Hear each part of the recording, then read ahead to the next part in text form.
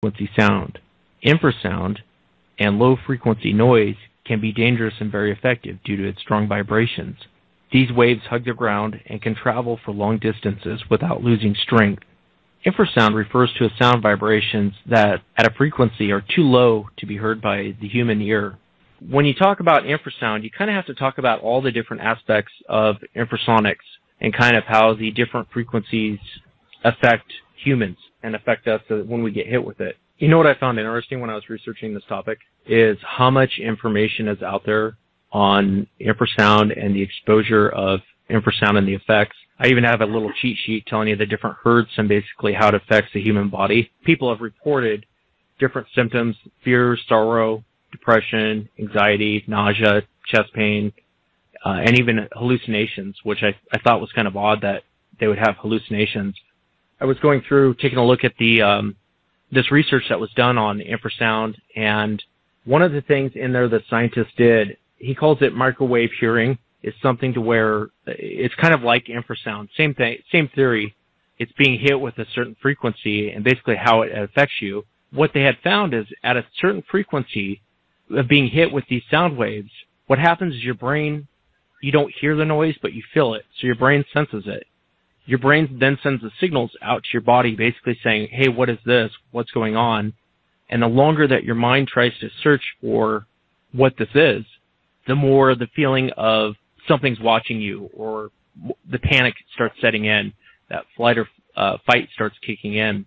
But the scientist, what he did is he went through and he was hitting, obviously test subject, hitting people with this microwave frequency, hitting them in the head with it. And what they had found is people started hallucinating. They started thinking they saw things, and they would hear voices in their head. He even sat down and did the test, and it was really interesting to see how these different frequencies actually affect us and how, something like this. It made me think a lot of when you hear about I talked to you about it the other day, Will. It made me think a lot about when you hear people say they saw Bigfoot cloaking or they saw Bigfoot mind speaking, some of the weird stuff that you hear about. But it made me think of this infrasound and the study that the scientists did, because what happens is people think they start hearing voices in their head, can start hallucinating, and it all ties back to this low frequency sound and the effects on the body. Microwaves and other radio frequencies are known to affect the human body, but could they be responsible for voices in people's heads?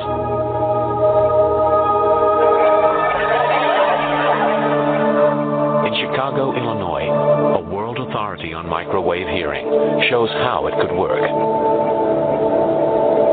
I'm hearing a microwave pulse like a click. Now it sounds like a chirp with a tonal quality to it. Professor James Lynn is hearing sounds that aren't there, but he's not crazy. Pulses of microwave energy are being generated and fired at him from behind. Microwaves can be heard depending on the individual, depending on the hearing acuity of the individual. Individuals with fairly normal hearing can hear microwaves at quite a low level. The energy of the absorbed microwaves causes brain tissue to very slightly heat up and expand, causing a pressure wave to be picked up by the hearing mechanism in the inner ear. Professor Lynn is far from hearing voices, but it could be possible to send coded signals to an agent this way. Brain is an electrical organ. It is susceptible to electrical signals. Since microwave is electrical, therefore, in principle, one could embed or encode information in the microwave signal such that it could be perceived by the brain.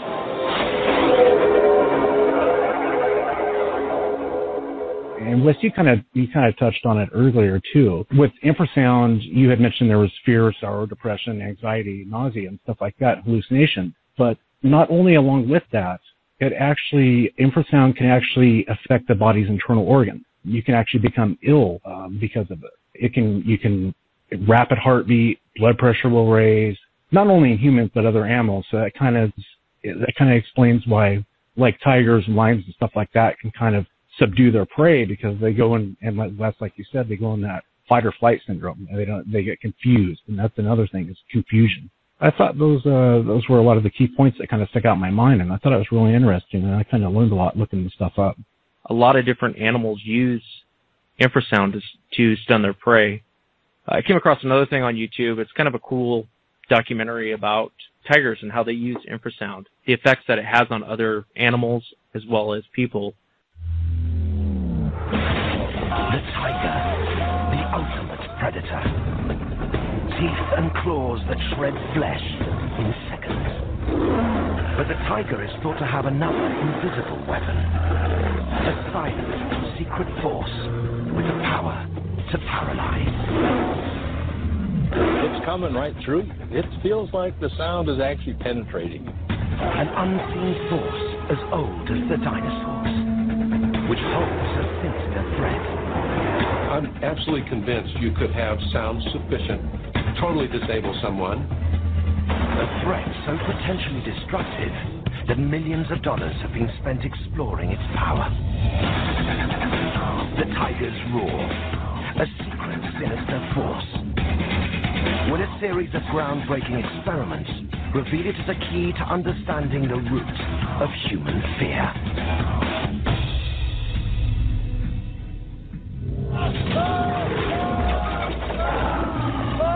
Tigers are responsible for more human deaths than any other big cat.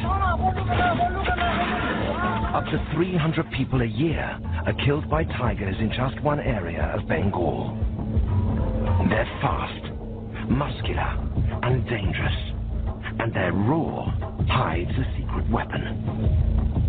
An invisible force that some believe has the power to paralyze. In the jungles of Nepal, tiger conservationist Mel Sundquist came face to face with his deadly predator and lived to tell the tale. This day I'd found this one tiger in this place along a stream with a lot of ditches, meandering ditches, 15-foot high grass, tangles of vines. We got right in on top of her with 3 elephants. I mean, we're looking like, here to the tree. We are close. And the elephants are really nervous. Lots of ear flapping. Had a Nepalese counterpart got from his elephant into the tree to try and look into the grass. And shortly after that was up the tree she went. She had him, sunk her claws, and they disappeared off the branch and into the tall grass, and then she went for the elephants.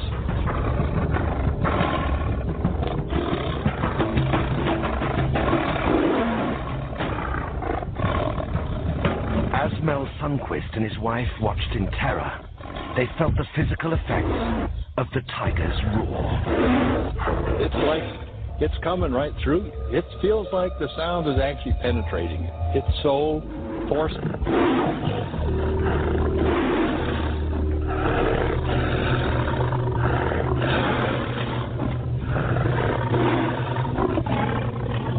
My wife was, since she said she felt like she couldn't move.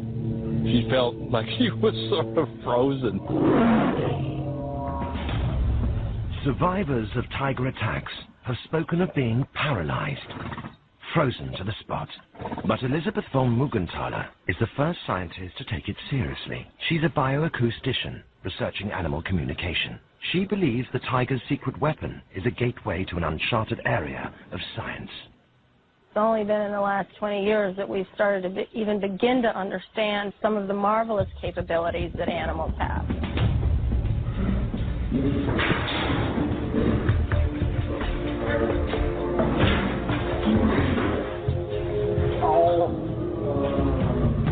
Liz's work with tigers at a zoo in South Carolina has enabled her to access their language. After working with tigers for a number of years, you know sort of their greeting, which is called a greeting shuffle, which is the and they do it to people as well as other tigers and other animals. But,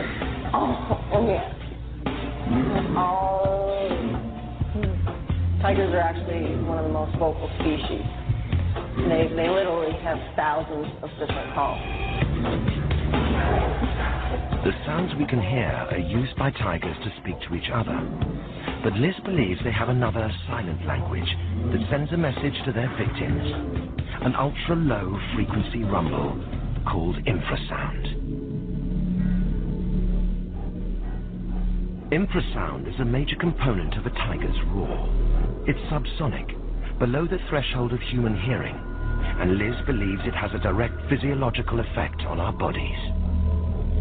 The experience of a tiger's roar is actually quite terrifying. You feel chills up your spine, and you get sort of a tingling sensation as well as feeling almost immobilized. I came around the corner during my night watch check, and he knew I was there. I knew he was there, but I had no idea, and it was just a straight roar. Straight right, my head was probably a foot away, and you just freeze. And it literally just froze me in my tracks. A silent sound with the power to paralyze. Is the tiger's roar a gateway to an invisible world of communication and threat?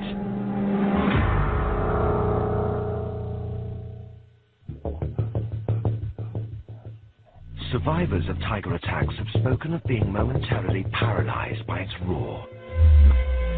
Research scientist Liz von Muggenthaler believes infrasound is the reason. A silent weapon with the power to disable. The tiger's roar and the infrasound that it contains can be used to paralyze their prey and cause confusion in their victim, so the tiger can pounce and kill its victim. The blast was so loud. It was like it went through you. Sound waves do have an effect on our bodies because, we're 70+% water, so that's definitely going to have some obvious impact. We also have to consider the psychological aspect with some of the people who, like with the people involved with the tigers, how much of that was a psychological component as opposed to a sound component. That's a good point. You mean the fear kicking in as opposed to hearing something? As right, opposed to being tigers just about to extinction, and if it was infrasound causing this paralyzing effect on humans or other animals, then it would have to be almost every time. And some people would experience it, but I think, hunters out there shooting them, they're going to hear them roar and do all these things, and they're not affected by it. So I don't know what your thoughts are, but that's, I have to look at it, from sort of a skeptical eye and say, well, okay, before I buy into the subject, we have to look at all different angles from it. The military is developing non-lethal technologies using sound waves to confuse and subdue an enemy. And I think even police forces are talking about deploying those types of things, for crowd control. I remember seeing that on, I was watching, what is that? Is it on the military channel where they talk about the newest weapons that are out there and stuff like that? And they actually have I want to say it was ultrasonic, but I'm not sure. It might have been an infrasound type thing. And they were shooting it off the back of one of the military vehicles. It was actually stopping, it was in the test phase of when I watched it, but it would actually stop a large group of people, and it would pretty much subdue them, and they would stop. They were confused. They didn't know what to do. That was pretty cool. Yeah, I almost want to say that is infrasound. It's very low frequency sound waves. Yeah, I think they've been using infrasound since World War I. I think they used it originally to locate artillery, and I'm kind of surprised how much they actually know about the different frequencies and how it affects.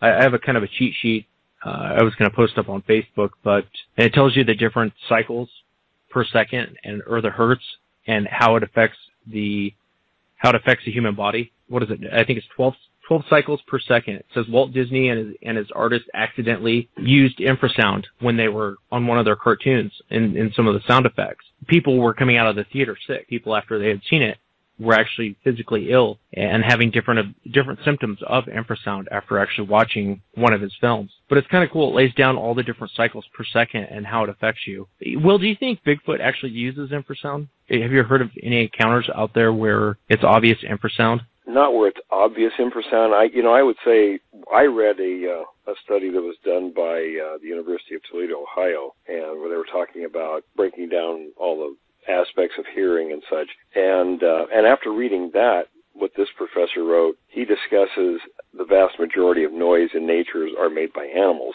and in their hearing, ours included, are more attuned to lower frequency sounds than higher frequency sounds because the low frequency sounds alert us to danger in our environment. So what I would suggest with the Sasquatch is I don't think it's a tool for subduing prey, because my studies in the field show that they're ambushing most of their animals, which they're close to game trails and other places where animals are coming by, and it's a very quick grab kind of a thing. They don't really need to subdue with any sound. On the other hand, if they're making, and it may not be an infrasound type of a emission they're making, it could be just a very low frequency sound, and because of their size and the volume, those sound waves could definitely affect people or even animals. So I'm it's possible, but I haven't found anywhere in any studies where they say that any primates make infrasound noises, but, that's not to say they don't. As far as having that effect or using that effect, it might be, in my view, to warn another member of their group. If there's an individual, like the first two I encountered, there was an adult and then it looked like a juvenile with it, and I'm sure it was probably parent showing the younger one, where food was and how to behave around human settlements and such. So making a noise like that, as this professor says from their studies with primates, is more often used to signal danger or food or something like that, or usually it's just, let me back up, it's a signal for danger. Usually when they make a noise, any kind of a noise vocalizations, trying to identify food or a mate or things like that, but the low frequency noises, he says, that are most often used to signal danger. When you have a loud infrasound noise, which would be in the range anywhere from a half a hertz to 10 hertz, they call it, what it does is it goes in your ear and activates what they call a vestibular. And what it does is it rattles, kind of like, it messes up your equilibrium in your ear, is actually how it affects originally how it affects the body. I hate to go back, and I always talk about Westonized Encounter, but when we heard those, yeah, it is actually a good example. I always hate going back to it, but when we heard that fourth and that fifth growl, I had made the comment that it shook the car. It actually, and of course Wes said, it didn't shake the car, it shook us. And I think that's, after doing this research, I can better understand on what actually happened, because there was an elevated heartbeat. There was fear, it was fight or flight, blood pressure was raised, and then confusion came in, like when we backed up off that game trail, we could have just hauled ass and got out of there, but I didn't do it. I turned the car off and I had to sit there and kind of regroup and get my thoughts together. I'm going to have to say that was an infrasound hit. I don't know how to other than to explain what happened. And again, it's, some of these people out there, they think it's communication from one Sasquatch to the other, and it could be, but again, it's not. I think it's from what this professor said, it's not so much them trying to communicate with us or anything like that. It's telling them, hey, there's something dangerous here. And that's what was going on with you guys. It was this one individual, probably the dominant one that you guys saw on the road, was telling the other ones nearby that these are dangerous. And I kind of think that's what was going on there. And not only with the confusion, and if you remember part of our story, Will, there was also a part of time loss. We spoke about that. All three of us have talked about that. I don't know if I can contribute that to just being afraid, or, how time kind of slows down when all your emotions are elevated, time goes by very quickly. I don't know. It could be if your equilibrium was disturbed. There could have been a number of factors happening there. Confusion. You may have been confused, where time may have shifted without you realizing it happened that way.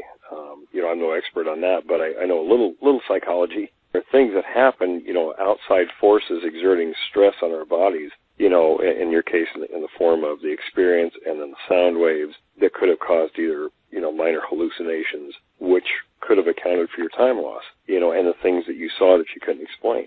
That could have accounted for the gaps in those incidents. Yeah, that's a good point. And another thing that I ran across too was, in doing this research, was, I know you guys hate the whole paranormal thing, but I'm going to talk about it anyways. When you get down to that low of a frequency and you get into the hallucination stage, that is to where a lot of people believe to kind of lose their mind and go into a different realm, and they call it the ghost realm, to where they're seeing the things that are not there. So, I don't know, I thought that was kind of interesting too. Yeah, I think it fits in with that. Yeah, looking all this up just made me think of the different people talking about the different things that they've seen or witnessed. Bigfoot cloaking, Bigfoot mind speaking. And it made me think, I almost wonder if they're being hit with, while around these creatures, they're being hit with infrasound to where it's delusional, but it's real inside their head. Just like that doctor was saying, when he was being hit with that at 18 hertz, what happens is the brain actually swells, and within your brain, you actually develop that, what you think you're hearing, but you're not actually hearing that. But it's your brain actually creates this, it produces this phenomenon to where you think you hear voices, you think you are seeing things that aren't there, and a lot of it has to do with just these sound waves and how they're being, and how it's affecting you. And a lot of these different scientists, one thing I found fascinating when I was looking up infrasound and going into all these different categories of infrasound was that everything on Earth has a frequency. Our brains have a certain frequency, even like grass has a frequency. I think scientists say it has like 512 as the frequency of a blade of grass. So everything on the planet actually has a frequency. What were you saying, Will? Everything vibrates at a certain frequency, right? There was a few years back, and I think we've talked about it prior. We were actually out in the Tucson area, and we had a hunting trip planned. We had gone up on the top of the Tucson, and we were just getting ready to make camp for the night, getting everything set up. We were just about ready to get everything set up. It was the weirdest thing. There was not a sound. There was no crickets. There was nothing, but there was this overall compelling fear that came over myself and my other two brothers as well. Yeah, I mean, you could almost hear a pin drop. I don't know if that was the weird part about it or whatnot, but we had several guns. We were ready to go. We were ready to hunt, and yet we picked up camp and we left. We decided not to stay there up in the Tucson. So, Wes, that could be a possibility is that there was some kind of low-frequency infrasound type thing that, Will, you had mentioned that it's in mentioning danger, or there's going to be danger, or to put fear into somebody. And maybe that's what happened to us that night, because I really don't have any other explanation for it. So I wonder, and this is kind of a question, so I wonder if animals using the infrasound, some of them use it to suppress their prey and disorient them or confuse them.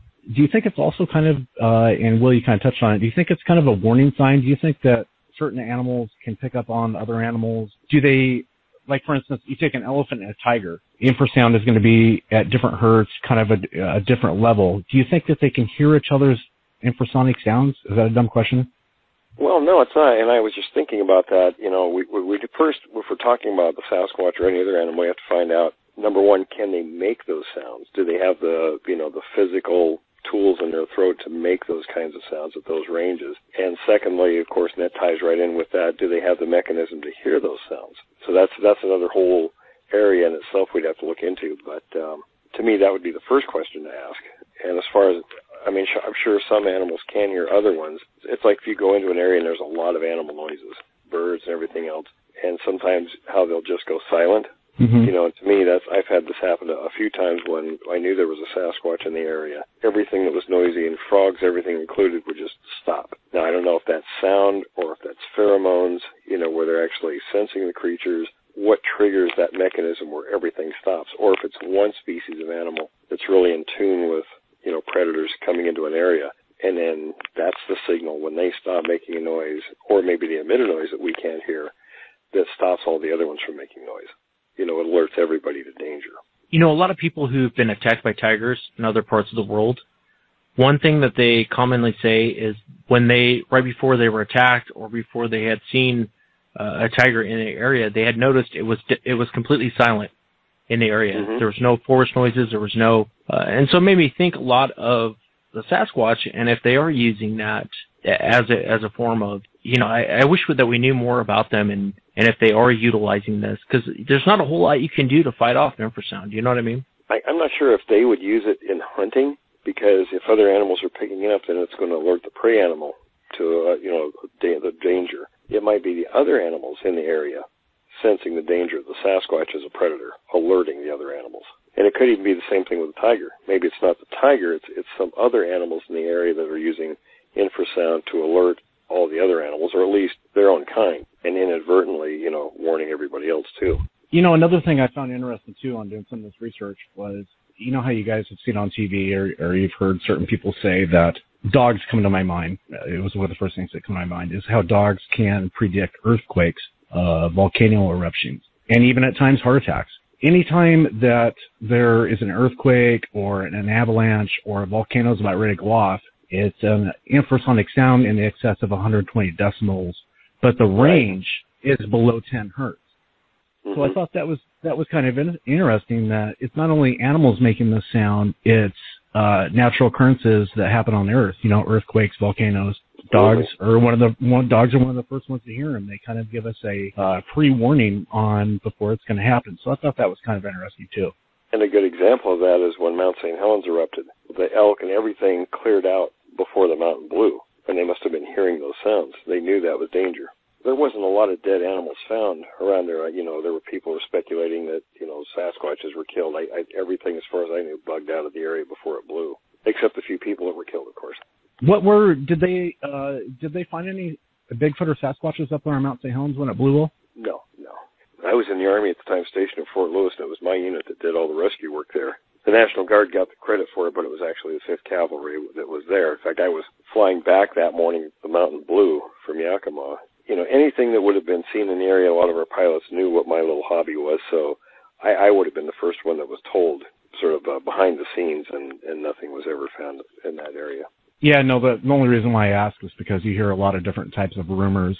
I've heard rumors of, after the Mount St. Helens explosion, that they had a pile of animals, and then there was another pile of Sasquatches that, the military came in and they burned them all before anybody could see them, and that's the only reason why I asked if there was... Yeah, no, those are all baloney, those stories.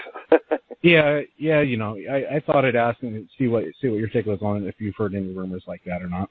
No, I was one of the key sergeants in the unit that was doing all that work, and I would have definitely known if anything was found like that, and there wasn't.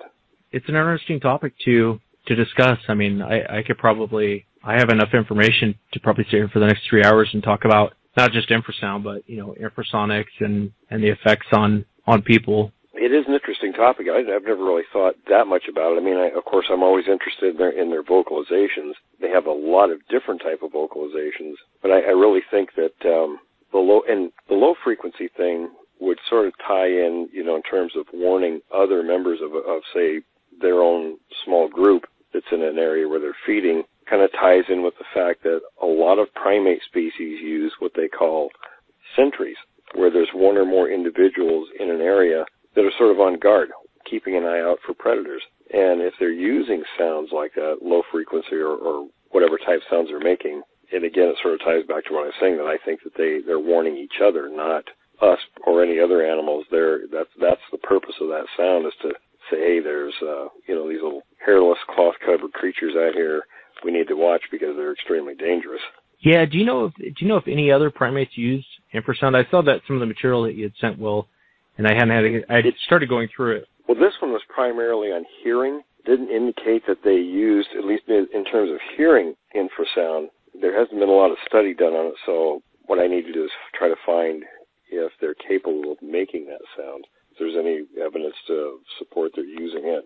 It would be a great mechanism, because all primates are very social animals, and they do have different, very specific ways of warning of dangers. Yeah, do you know if a lot of the cameras give off infrasound? I know a lot of they talk about game cams and not being able to get them on a game camera. Woody talked about ultrasound, but I think a lot of ultrasound you find in bats, the ultrasound is basically, it projects out to get a signal, and you kind of get a picture based on the sound that you're projecting out, so you get an image. And I know bats use it to navigate. There's a few other creatures that use it, and I can't imagine that Sasquatch would use it. Maybe because the game cams are all electronic, that maybe there is a noise pitch range that we can't hear that maybe they can. One of the things that people don't understand, too, is, we're sort of desensitized to a lot of things, that we produce and work with. And wild creatures aren't around all that. So it could be that the trail cams are doing something that we're totally oblivious to because we're around this stuff so much, and especially these days with so much electronics. We're glued to cell phones, we're glued to all kinds of things. Our brains just shut off to that stuff after a few moments. And maybe there's something that those cameras, very imperceptible to us or non-perceptible, that they're picking up on. And maybe that is just, because anything man-made, these guys, they know what it is, and they pretty much steer clear of it anyway. So if the camera's not hidden, they're going to see it. But if it's doing something electronically, no matter how minute to us, they might be able to perceive it and steer clear of it. like with infrasound, we can perceive it. We obviously can't produce it, but we can perceive it. It made me think, if there's something in those cameras that they're giving off, that they're perceiving, that they're picking up on, it's something unfamiliar, it's something so they stay away from it. It'd be interesting to know if they were tested, to see what kind of sounds or something they might be giving off that we have no idea that they are. I was kind of thinking about you guys were talking about. Do you guys remember the old school TVs when you used to turn on a TV and right before it would turn on, you would hear that high pitch hum? Yeah, that's kind of what I was thinking with the trail cams. Maybe they're doing something like that. Wes, you had mentioned bats. I mean, they're anywhere from 1,000 to 100,000 hertz. Dolphins are 150,000 hertz, but they use it as kind of the ultrasonic part of it as kind of a radar type thing. But it was really weird. I was just kind of sitting back, reminiscing back to the old days with the old TVs, and when you first turned them on, you could hear the tubes come on, and it was a real high-pitched hum. And maybe the cameras today, I realize we're in a digital age, and I'm comparing apples and oranges, but maybe there is something that is similar between the two. It'd be interesting to try it out to test them, to see if there was. I mean, if we had some kind of, I wouldn't even know how to begin to test recording equipment for electronics to see what kind of, low-frequency sounds they might be giving off. Yeah, I don't think it's too far-fetched. I mean, I was telling Will even about the brain gives off did you hear about the fear frequency, Woody, that we give off? I read a little bit about it. What was it? Is it a low frequency, or is it an ultrasonic frequency, or an infrasound frequency? It's a infrasound frequency your brain actually kicks out when you're in fear. Here's kind of what it sounds like.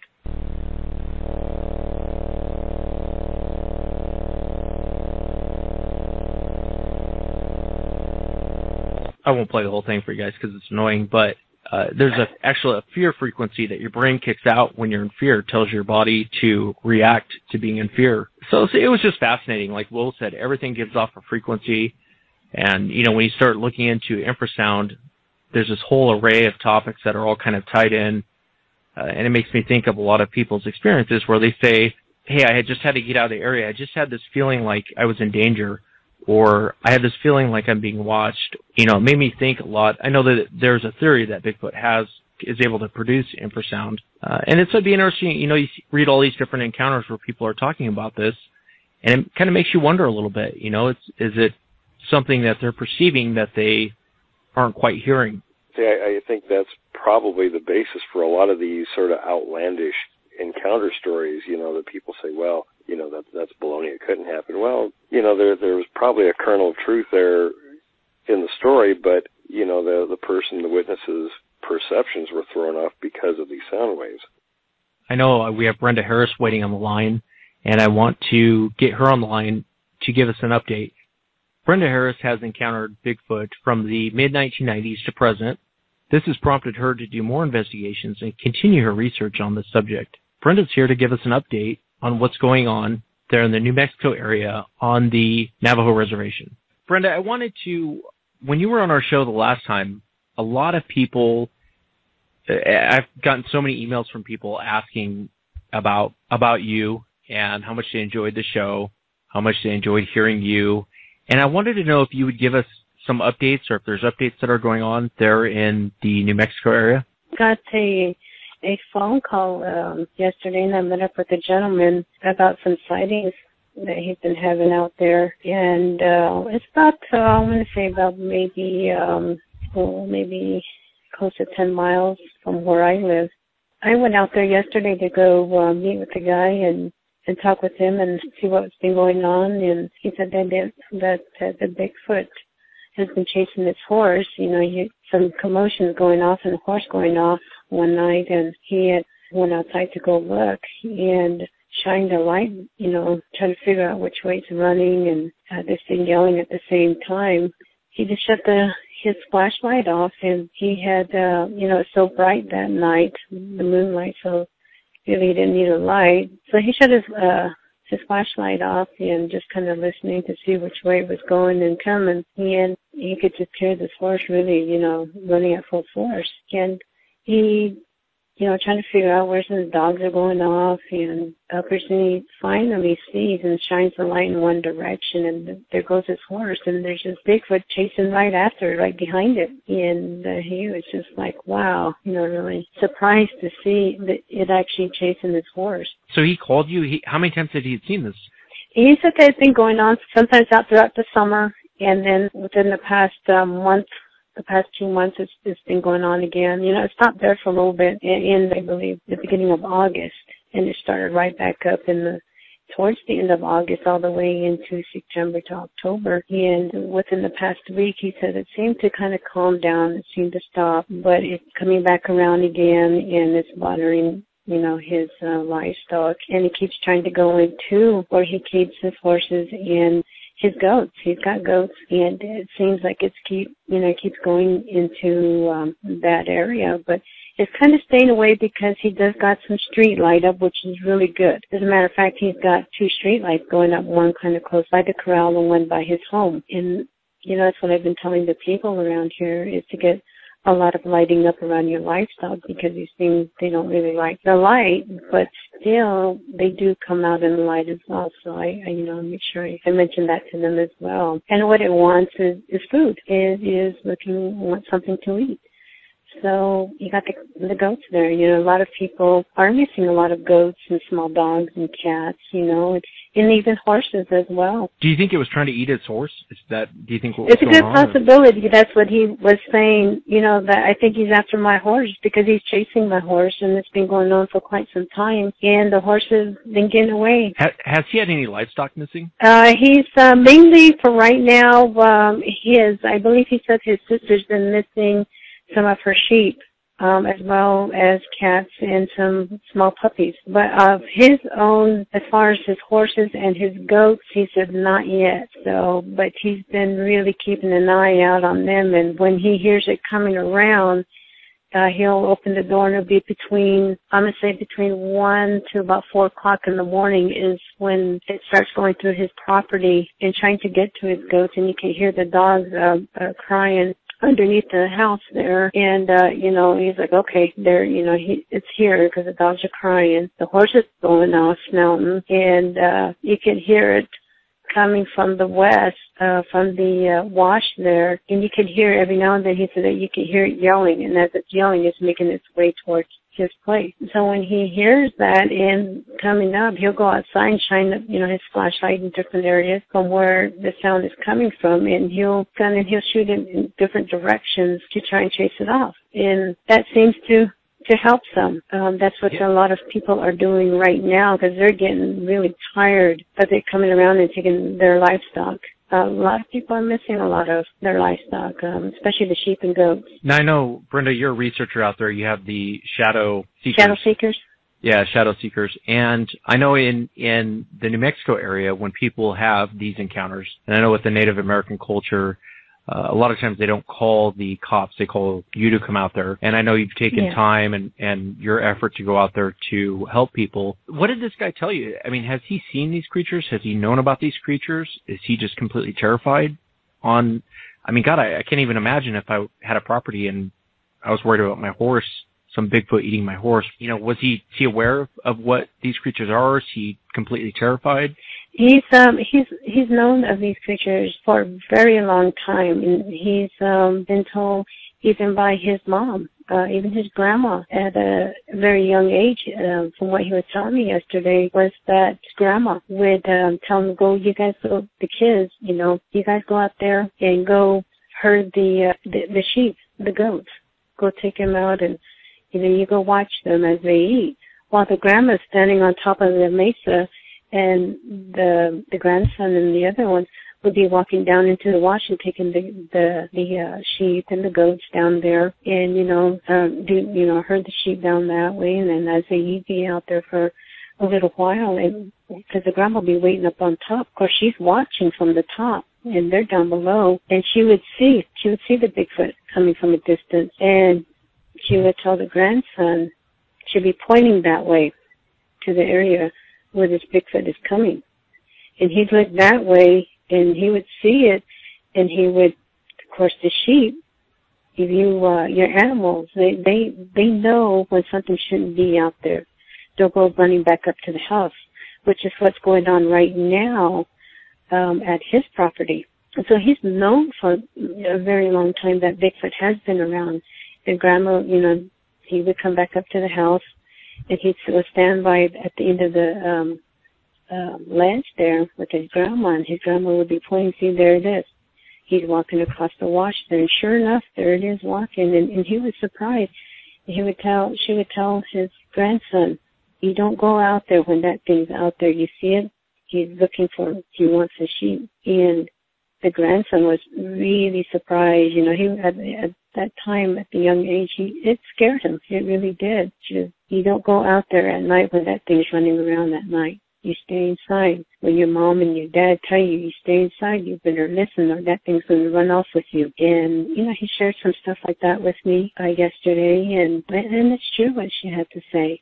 So he would watch the goats and the sheep and what the livestock that they would have. His wife, I guess lately has been wanting to buy some chickens and rabbits, and he's like, no, we're not getting any of that because they really like to eat that stuff. And so right now they have just the goats and horse.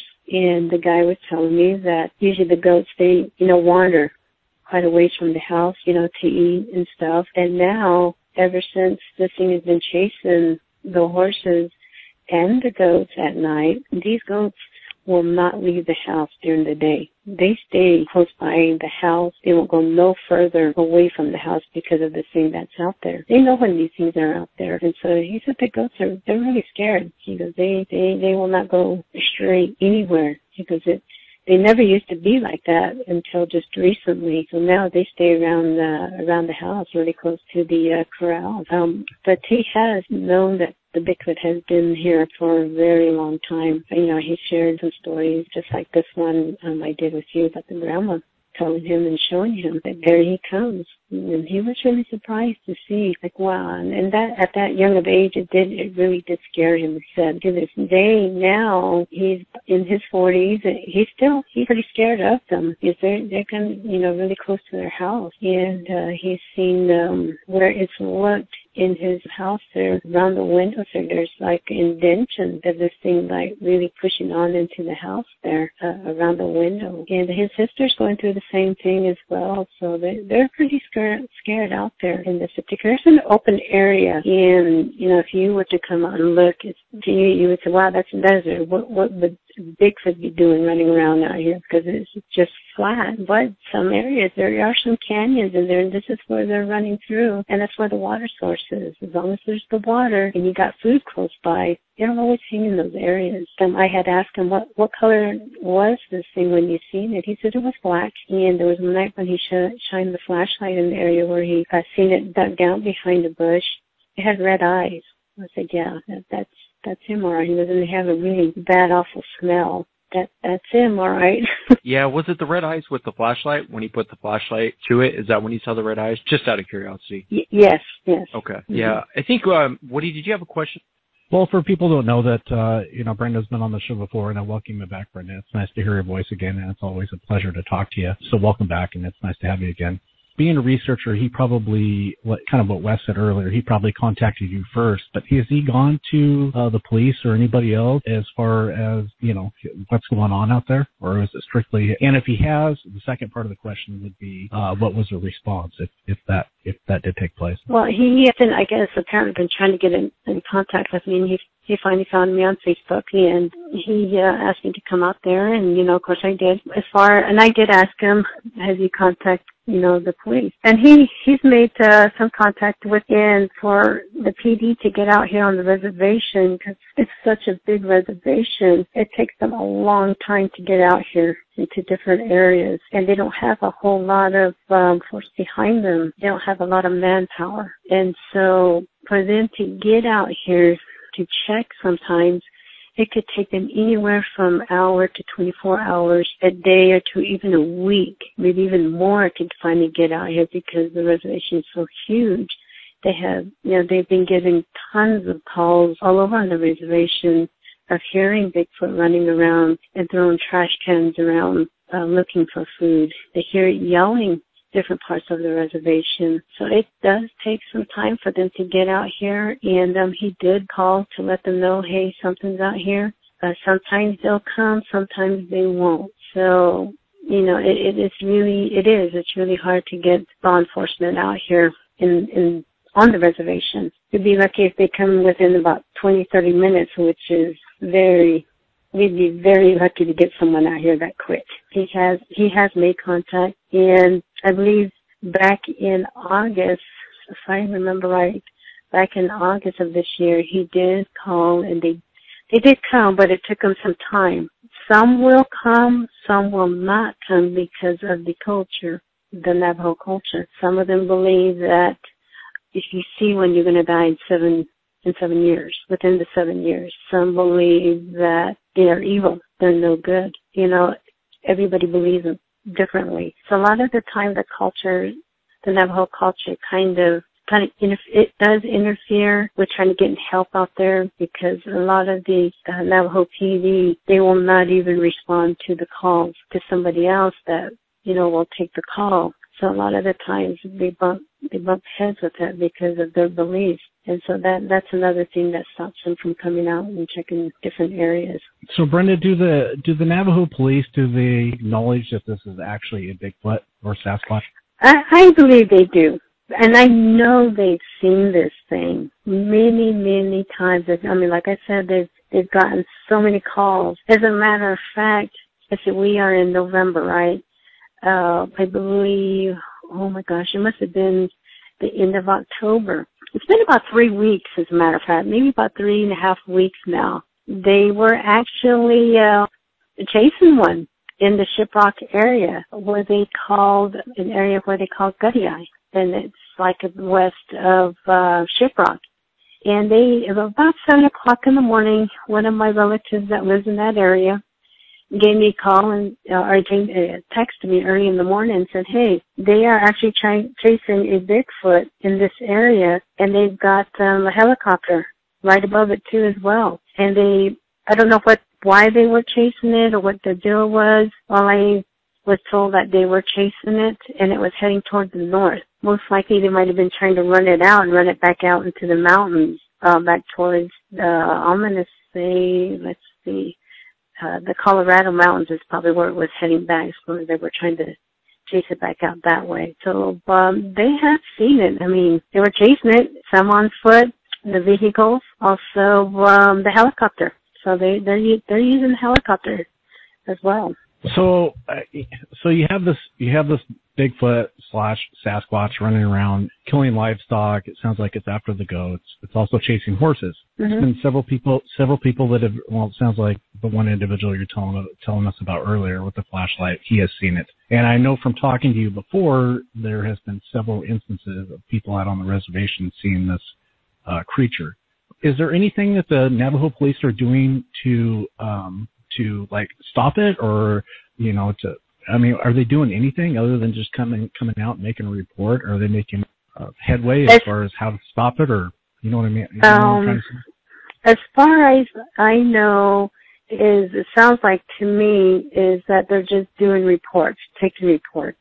As far as doing anything, I really don't know. I really can't answer that question. As far as them maybe trying to chase it out, this is the first time that I've heard them chase this one out about 3.5 weeks ago, using the helicopter. So that is a good thing that they are trying to run it back out in the mountains, which is good. But as far as doing something else, as actually going out and actually checking, walking on foot, and running out by foot, I have not heard them doing that. And because of when some of these cops, or even some of my crew, when we go check in these areas, we do get rocks thrown at us, and we get a lot of growls.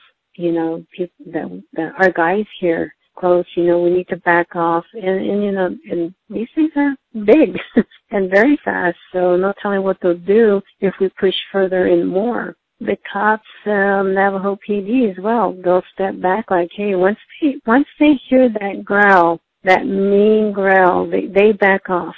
They won't go any further. That's about it. They'll turn and they'll leave. They're like, I'm not messing with that, because that's That's big. And sometimes it's not just one growl. There could be like 2 other growls along with it, one in one area, one in another area, but close by. I wanted to ask you, I know you had your own conference. You had done a conference. You were the conference organizer Yes. for the Bigfoot conference in New Mexico back in September. And yes. As far as the best evidence that you saw at that conference, what did you take away from the conference? I know you're the organizer, but what did you take away from the conference? And can you kind of talk a little bit about the conference and any sort of evidence that you saw? The conference that was held back in September, it was really good. It came out great. You know, we had a little bit of glitches at the beginning, but in the end, it came out really, really good. The first day we had 200 people. The next day we had about 100 people. It was 100 people that we had. So we had a total of 300 people that came. And it was great. It really came out good. All of the people had a lot of questions. So many of them had stories to tell, that want to tell their stories, to share with some of the speakers about, you know, what's going on here. You don't hear any of the things that's going on. You hear now is they're friendly, they're nice, they're trying to communicate with one another. We don't get that here. You know, the people wanted the speakers to hear for themselves what is actually going on out here. What we're dealing with out here is totally pretty much different from what a lot of researchers are doing right now. And don't get me wrong, there's nothing wrong with what a lot of the researchers out there are doing all over the States. And that's good, you know, collecting the hair, the footprints, the casts, pictures. That is all good. I have nothing against that because I do the same thing as well. Now, as far as the evidence, people that came into the conference from different, Arizona, I had a couple that brought in a cast. They cast this out there in St. Louis, Arizona. And in St. Louis, there's a college out there, a community college out there. And students are hearing this thing yelling and screaming out there. And that's right behind the college. And one of the maintenance men happened to hear it. And they couldn't believe what they were hearing. And that really scared a lot of the students there, gentlemen. And he came and shared with that and brought some pictures and some casts. And it was really neat for the community members in my area to see that, like, hey, oh, wow, you guys are going through the same thing as pretty much what we're dealing with here, but here's a little bit worse. And, you know, people sharing their stuff and, you know, more of the people were opening up more about it. It's like, hey, it's okay to bring something that you don't understand. Who do you talk to? They're like, they want to say something, but they're too scared to because they don't want to be made fun of or made, get laughed at. Like, oh, you guys are weird, you know, you guys are crazy.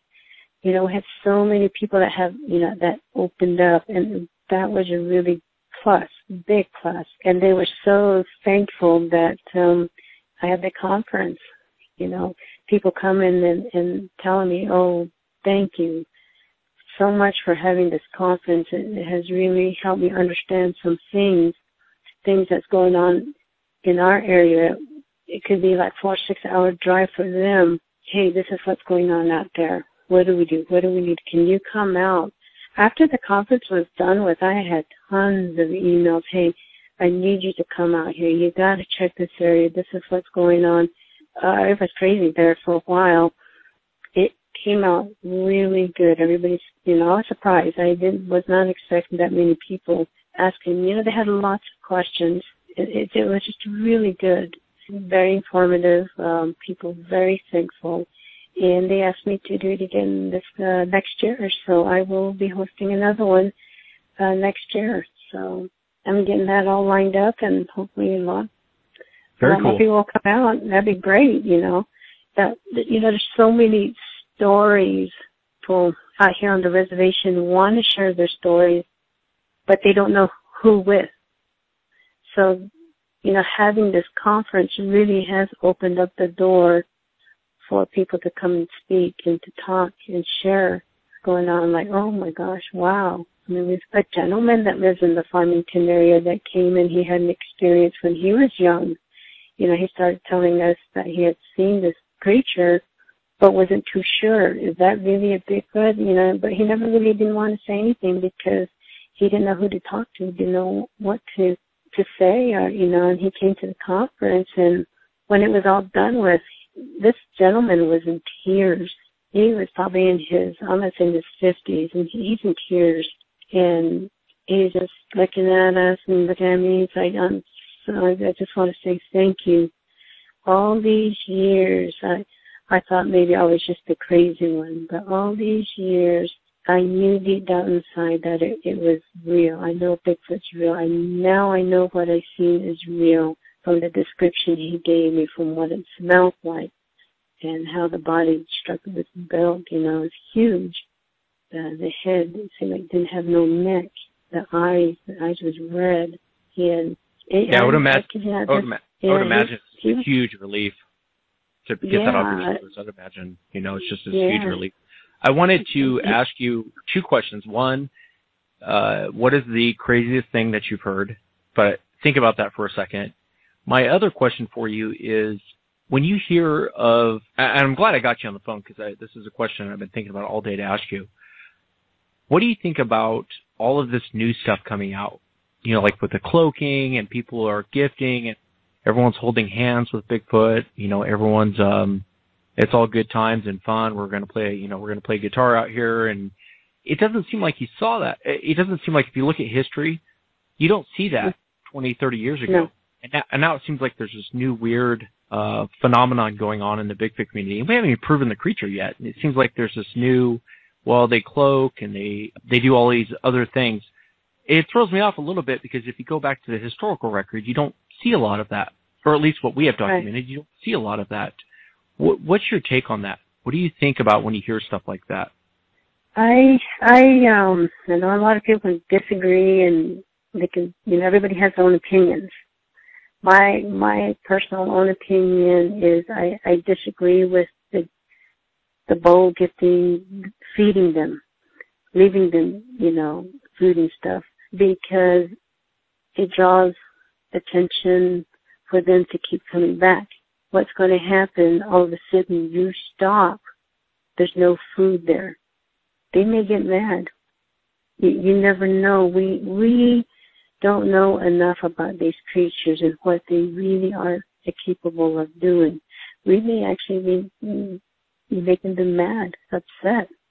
Yeah, you know, then you got the mind speaking thing, and they want to be friendly to them. You know, that's one thing I will not do. I'm not going to do it for safety reasons. I don't know what this thing really wants. As far as I'm concerned, he could just take off with me. Now you got a lot of people out there that do these things, and it's a good thing that they do, that they are in a group of people. And to do it maybe alone might be totally different. I don't know. I just don't think that people should do that. They give them food. Like I said, they may get mad. If the food's gone, then what's going to happen? If you may get mad, you run out of food, okay, where's the food at? Right. There's yeah. No food. Yeah. You train them to do this. Camp. Exactly. Yeah. Well, I wanted to ask you, what is the craziest thing that you've heard? What is the craziest encounter that you've heard or that you've researched or investigated out there in your neck of the woods out there in New Mexico? Okay. I just, this gentleman that I'm talking about, that I went and talked to yesterday, he mentioned something to me, and he showed me his areas, the area where it's coming through. So he took me to his mom's place, which is probably about, I'm going to say about a quarter mile from where he lives. And got up, went to the back of his mom's place. We're standing up there on the mesa down below the river. And he was telling me this happened about a year ago. He said he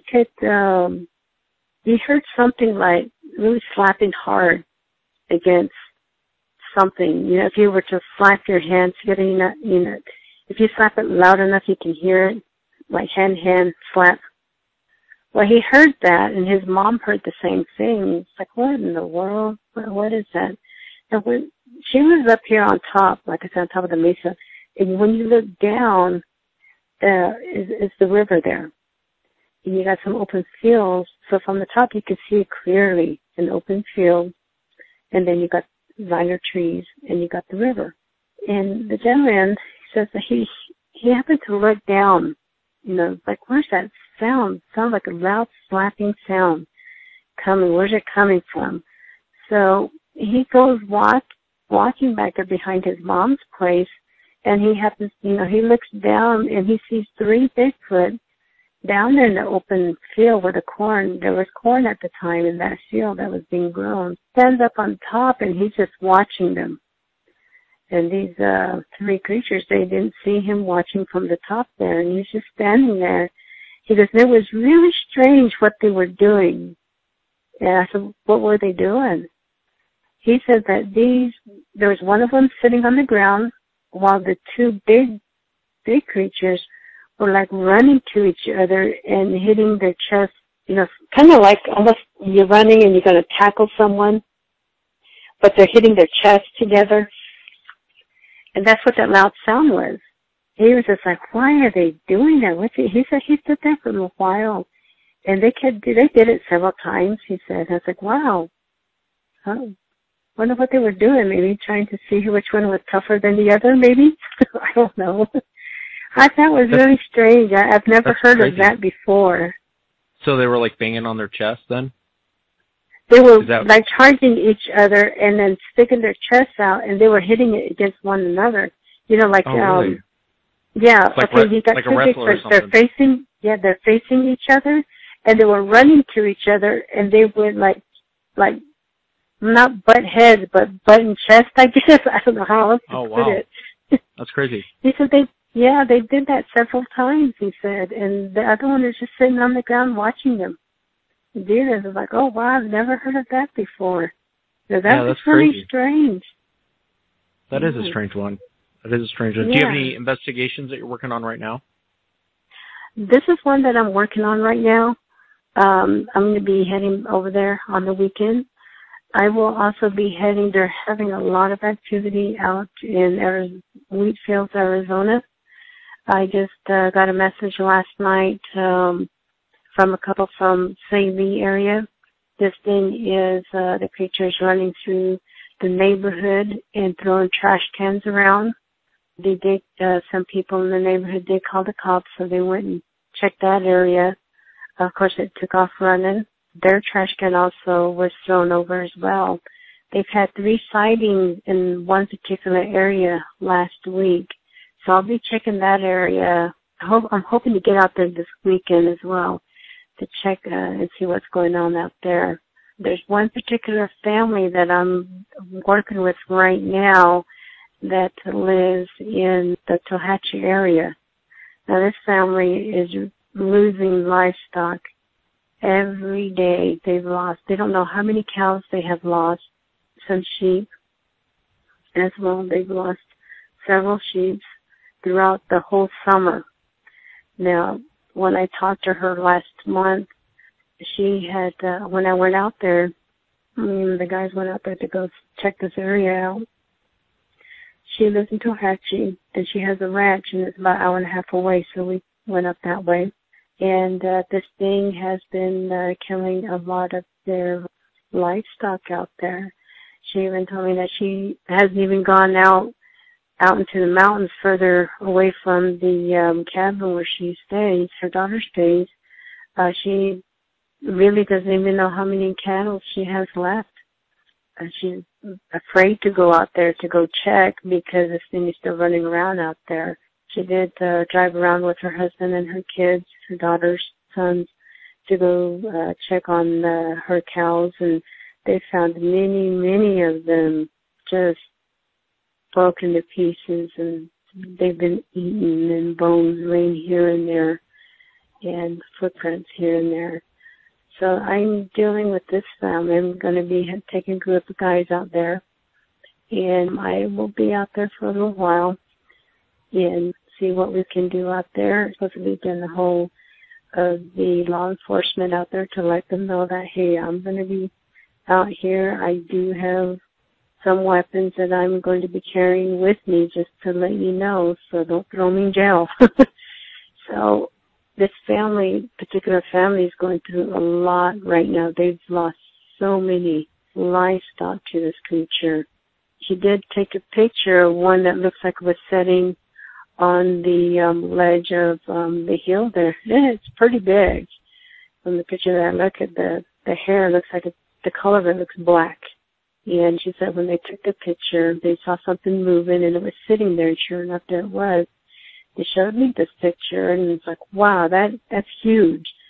And she said they drove around the hill there. When they came back, it was gone. It was no longer sitting there. So it got up and it moved because it was to see them driving around down below. So they left. After they saw that really scared them, and they just got out of there. And I had asked her, how many cattle do you have? How many do you think you have left? She says, I don't know. We haven't even gone back out there to check because we're just too scared. See, that thing's big, and it's eating up all of my cattle, and it's gotten closer to their cabin there, her mom lives just down below, and they're missing a lot of their smaller animals as well too. So they're going through a lot of stuff there. Some other people out in Arizona as well are losing a lot of their sheep and cows as well too. So it's like going on all over on the reservation right now. It did get quiet there for a while, and now it's just picked right back up again. So I got a lot of calls 2 days. So I'll be running around checking those areas and making sure everybody's okay and stuff, and sharing some things with them as well, things that they could do. Lighting is the most important for right now. It's trying to get light up, especially around the livestock. That seems to help quite a bit. Now, in our area, when I had this conference, the Bigfoot conference, I had a gentleman, the first day was done, I had a gentleman that come up to me, and he goes, oh, so you're Brenda Harris. And I said, yes, I am. Wow, he says, because of you, we've got tons of orders to put up security lights up just in the Upper Fruitland area. We are like in demand of security lights. So you're the one that's wanting to get more lights up. I said, yes. I said, because now I know why. Because he had an experience too just recently. He goes, we're so far back order on our lights. He goes, I'm just really shocked at how many orders we have on security lights to get up. Street lights is what he's talking about. We have some families out here in the area where I live that have 2 street lights going up. He goes, this is the most I have ever seen orders. He works with the electric company out there, and they've got tons of orders of getting lights up, street lights. And some families have 1, but they're actually having another one put up. I said, good. That's for their safety, and that's what they need. So down in our area has been, word's getting out, and that's a plus for me. And I'm glad that the people are listening and that they are trying to do some of the things that I've been telling them to do. And the people come back to me and say, thank you so much for your words and for letting us know just these simple little things will help. Just like the gentleman yesterday when I talked to him, I said, you have your cat food or your dog food, get them put up. Don't leave them outside because they eat those things. He goes, yeah, I put my dog food stuff up. I said, what about cracked corn, horse feed? That's what they like to eat too. He goes, oh man, I leave that out. I said, you need to get that put up. Put some kind of cover on it or hide it or something, because maybe that's another reason why he keeps trying to get into your corral, because you got that livestock food there, which is cracked corn mixed with different things. They like to eat that stuff. They really like the corn. My next question to you was going to be, what kind of precautionary things do you tell people to do to try to prevent these things from happening? And you're on it. You kind of stole my thunder there, and you already answered that question, a lot of it. I hate to back up a little bit, to but I wanted to ask you, and it's for me and for some other people out there too. Where did your conference take place at? Where was that held at? The conference was held at an area where I live. It's an area called Upper Fruitland. It's on the reservation. It was like about 10 miles west of the Farmington area. You're probably one of the most memorable guests that we had in the past, and I've probably gotten the most emails from after you were on the show. People wanted to know, hey, what's going on with Brenda Harris? And actually, one of the listeners had sent me your investigation group, the Shadow Seekers. And did you want to talk a little bit about the Shadow Seekers? I have a group of guys. If I can get them all together, I have about 10 guys that go with me. We do go out and, do our research and check out. When I get a phone call, I call the guys, hey, if you guys can come now. I'm heading out in about 10 minutes, so get out here as fast as you can. So we'll go check different areas. When I get a call, that's where we'll head.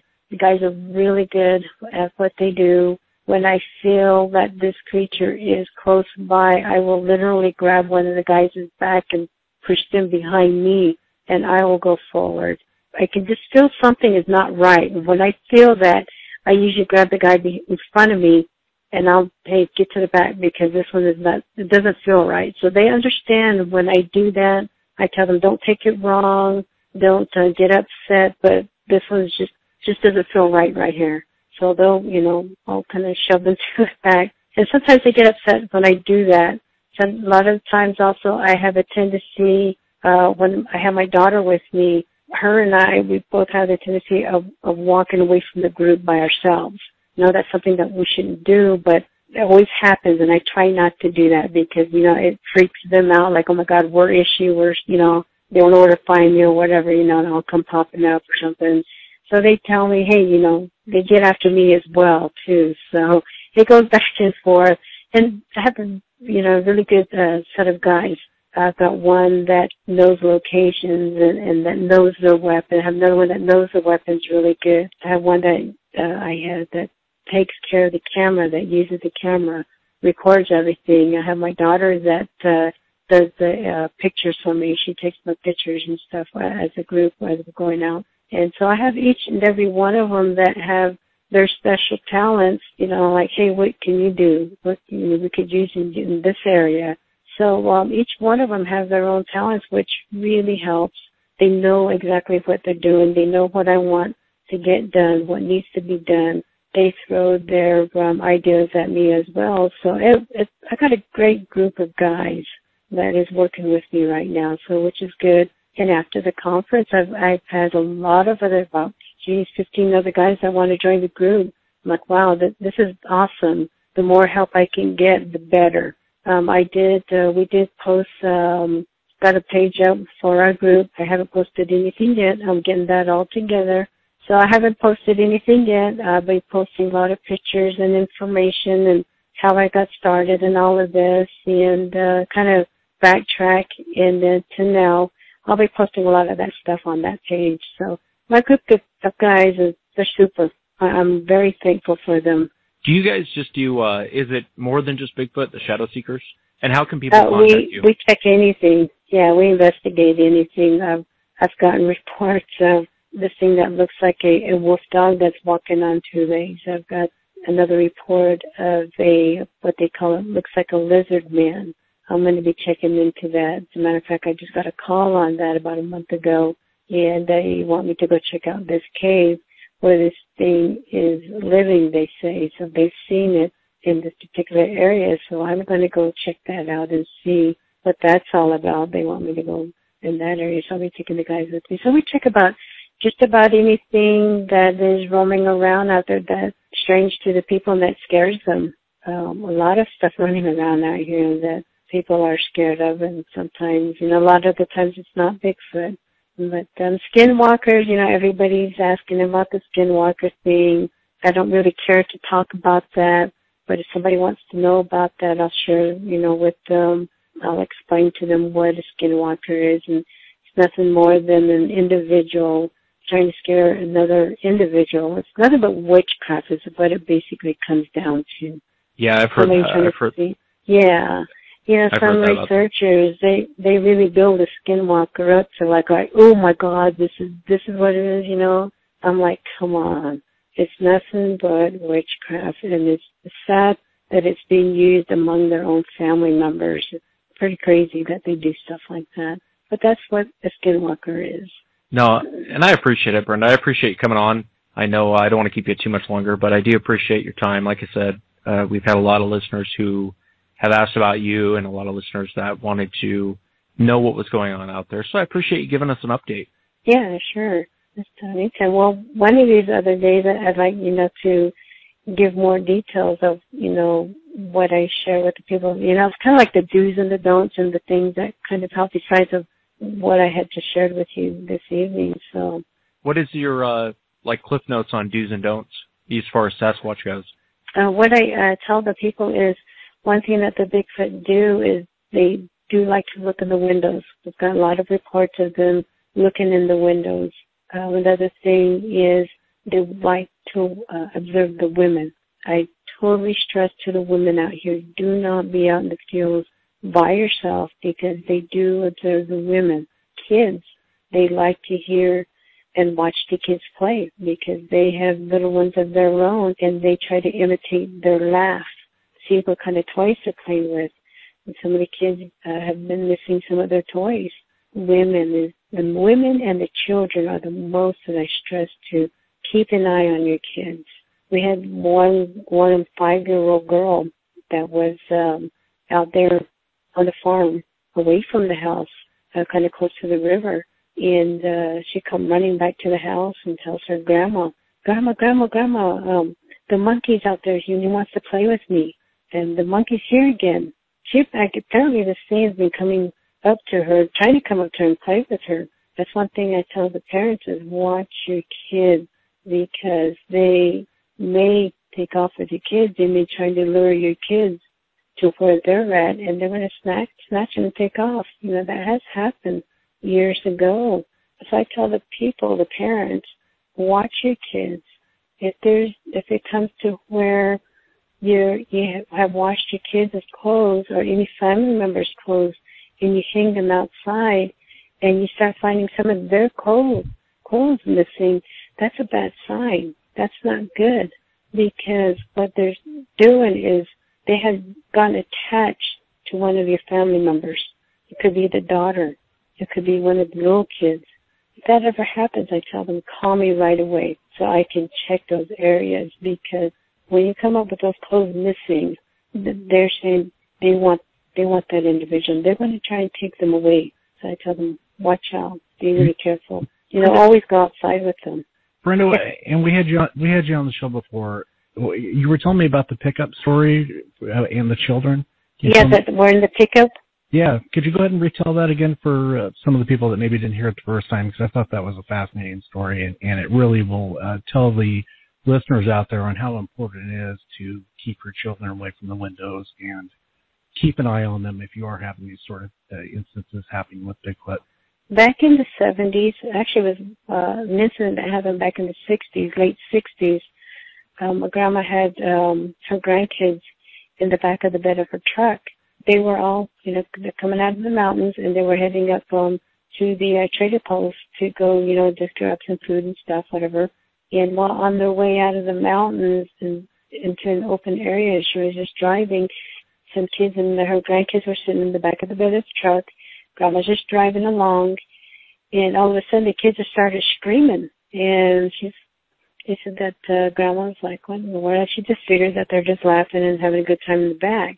Well, they started yelling at the grandma, Grandma, the monster's coming, he's right, and he's getting closer. And she's looking like, what are you talking about? No, Grandma, look. Just then this thing, I don't know how fast she was going, but they said she was going pretty fast. This thing met right up with the truck and snagged one of the little boys out of the truck, took off with the little boy back into the mountains. And the grandma was so scared. The kids were so scared of what they had seen. The grandma called the cops right away and went to tell them what had happened. And they went up and started looking. They never found the boy. They don't know what happened. They didn't know. And they were like, was it a bear? And they're like, no. It's not a bear. This thing ran fast to the truck, took one of the little boys and turned around and ran back up and towards the mountains there. That happened, I believe, it was late in the 60s. Then in the 70s, another incident happened again. Pretty much the same thing. They were driving out of the mountains, coming back down again, but only this time it was a little girl that was taken out of the truck, snagged the little girl, and took off with her back out into the mountains. And they never found the little girl or the little boy. They were never to be found again. That's a crazy story, isn't it? It is. It's a crazy story. I mean, you imagine if something like that would happen to you, what would you do? You know what I mean? I mean, my God. Yeah, it's scary. You know, it really is. I remember when I had heard my relatives out in Arizona that were talking about that incident, and I'm like, wow, it did really happen. People to this day, they're starting to kind of talk about that, bring that back up. Yeah, I remember that happened to so-and-so. I said, yeah, I remember when I was young, one of my relatives was talking about that. They said it's scary. Even to this day, it is. It's really scary still, because these things watch from a distance. They watch your kids. They watch the women. I wanted to ask you another question before we let you go here, and it's something that Wes and I have been talking about, and we've had several discussions with William Jevian about it. Someone with your caliber and your experience, and you've been in a lot of certain situations, and you've seen a lot of things that a lot of people haven't. What are your thoughts on Bigfoot as far as burying their dead? I mean, we've seen pictures online. You go on Facebook, and you can see a lot of pictures where people have taken certain pictures, and they have these stones that are piled up, and they believe that they're burial site. Is that something that you've seen in New Mexico? We've been getting some reports from some of the people that have this creature come around the place, and they would leave a pile of rock. I guess it's just saying that we're here, we're around. Like this gentleman I talked with yesterday again, he goes, they've been finding some pile of rocks stacked up here and there. I said, yeah, they're letting you know that they are there. Out in the mountains, they believe that where they find bigger a stack of rocks is where they have close by, may not be particularly underneath those piles of rocks, but close by is where they buried one of their dead. They're dead there. You know, you never find a body. Like, okay, I know people know on the reservation that they do die. Okay, well, where's the body at then? Well, sometimes they had a grandma that died. Well, where's the body? Oh, they don't leave the body. They eat it. They eat their dead, and they bury the bones. So you believe Bigfoot a cannibal is what you're saying? Yeah. So you're saying that they eat their dead, and then what they do is you believe that they take the bones, and then they bury them, and then they cover them with rocks or stones. Is that what you're saying? It could be, like I said, where they stack the box, it could be under there, but most of the times it's not. They take them elsewhere and bury them somewhere else. The stack of rocks is another way of saying, hey, we're here. Oh, so it's kind of, you're saying it's kind of a symbolic, it's a symbolic thing, saying it's kind of you say it's kind of a warning measure, stay away type thing? Yes. I see. Yep. I see. Right. So what do you think about humans? I mean, you have talked about them chasing horses, eating goats, livestock. Do you think, and chasing children, do you think, so you're saying that you think it's in the fact that they want to actually have a dinner or a meal as far as humans go? It could be. It's really hard to say. I mean, why else would they want the kids? And sometimes when they go out, you have a missing kid, all they find is the tennis shoes or the pants, the piece of clothing here and there. Well, where's the body at? Where's the boy or the little girl at? Nowhere to be found, period. Maybe years on, later on, down the years, you get hikers sometimes that come across some skeletons. Could that be that little boy or that little girl? Could be, possibly. And I agree with you on that. Bigfoot, like any other type of predatory animal, is going to focus on the young and also the old or the weak. I mean, they're eating targets. That would make sense. That would make sense. Yeah. Why they're after the children, and then you hear about some older people disappearing and whatnot. If you were going to give some advice to some of the people out there that might be listening, Native Americans on your reservation, as far as like the gentleman that you were talking about earlier with chasing the horses, and you talked a little bit about the lighting and putting food out, is there any last words that you might say to some of these people? Would you recommend them to keep contacting the police, or do you think that maybe they should get some more researchers involved and try to stop this nonsense of what's going on? I would. The last thing that I would share with the people, other than, the lighting and the food and stuff and, the women and the children to be careful, is to always have someone be with you outside. If you have to go outside, take someone with you. Always carry a light with you. Also, take a small sidearm with you. That's what I do, is I carry a 9 with me when I have to go outside, or I usually have, someone there with me to go outside. As far as law enforcement, it's one thing I tell them. My first question is, did you guys call the law enforcement? Did you call the PDs? Oh, yes, we have. But, there's always a but in there. I'm like, okay, I just want to make sure. They want me to come out there to investigate. I'll go. I tell the people that if I don't care what time it is, could be 2, 3 o'clock, 4 o'clock in the morning, if you need help, you call me. I will get out there. I've had calls 3 o'clock in the morning. I'll be heading out there, and I'll stay at these individuals' house for a couple of hours, and I won't get home till like 6, 7 o'clock in the morning. I do this, and the reason why I'm doing what I'm doing is because I do not want anybody to get hurt. I really care for the people, and I care for their safety. If I didn't care for the people, I wouldn't be out there 2, 3 o'clock in the morning trying to run this thing out of here, out of their area. I wouldn't be out there doing that if I didn't care. I care so much for the people. I just don't want nobody to get hurt. For me, it's a safety issue. As far as all of the researchers out there that are listening to the show, I don't care how professional you are. I don't care how much money you have or all the equipment, expensive equipment you have. I don't care about all of that stuff. You're just an individual, just like me, just a normal person. Be careful out there. Be so careful, because we don't know, and you don't know, creatures really are capable of doing. We don't know enough about them. So be careful out there. That's what I care about, is just the individual, one-on-one basis.